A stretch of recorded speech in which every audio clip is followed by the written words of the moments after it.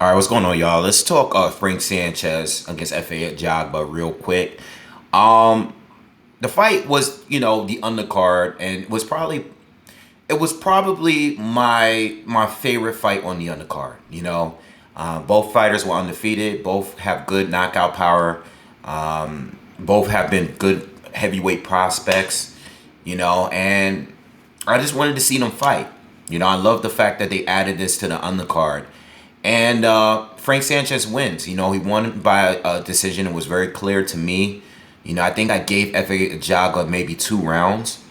All right. Efe Ajagba was dropped later in the fight, but it was definitely a clear win for Frank Sanchez. I mean, just better boxing, great movement. You have to give him credit. He was definitely the better boxer coming in, the more experienced boxer as well. Not the bigger puncher between the two, all right, but the slicker, better defender, more weapons in his arsenal. I mean, he was the more complete boxer. He pretty much had every advantage outside of the power, the height, and the reach. But he made it work for him. He fought very good on his back foot and moving sideways. And he gave Efe a lot of trouble. He made Efe Ajagba look very limited, which has been his biggest complaint so far since I've been watching him professionally.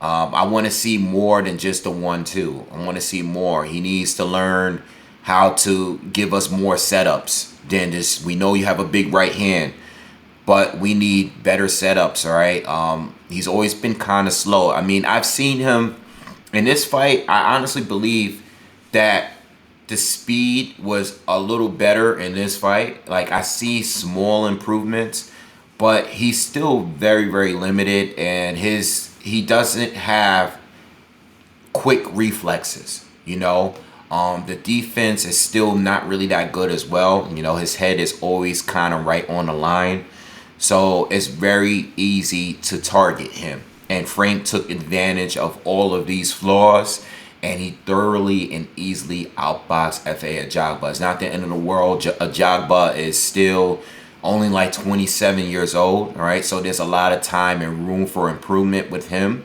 but something needs to change. And sometimes, like I said before, sometimes the losses will make you better. The wins just don't cut it. You keep winning, you keep getting these crazy knockouts, and you just keep doing what you're doing.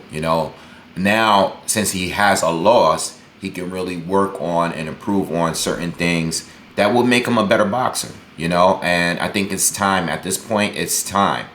All right, but plenty of options for both, especially with Frank Sanchez. Is he ready for the top dogs? That's still not sure, but I think at the very least, I think he's improved and done a good enough job to say that I would like to see him against the very best. I don't think he's ready for an actual title fight, but at this point, I would like to see him against even some of the top 10 guys, wherever you have them at this point. Beating an undefeated Efe Ajagba, this kind of puts you in a space where you're a top contender. So I would love to see him against a Joseph Parker or a Michael Hunter.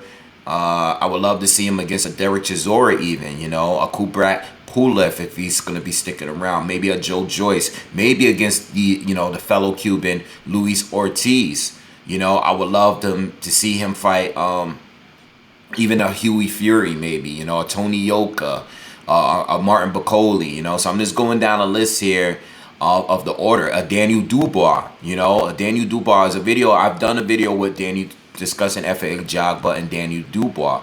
That will be another good clash. So these are all good fights that could be made. Efe, I think he needs to take a small step back and start working on developing his game, his arsenal, all right, his defense, before we start just putting him in the ring with some of the fighters I just named.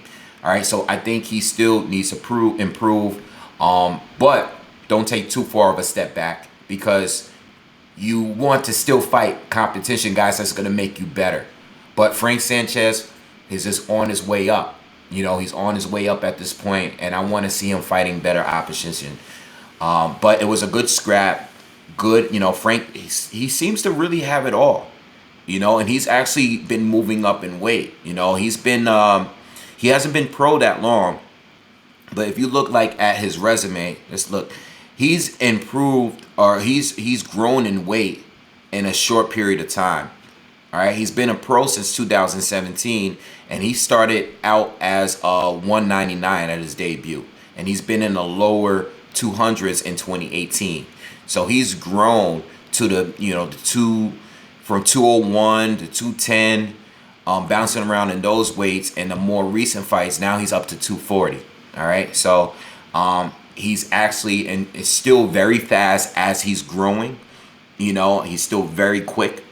And I think he's going to be trouble for guys. And I want to see him fight some of these top guys. Somebody's going to get that work at some point. One of these guys is going to have to get that work at some point.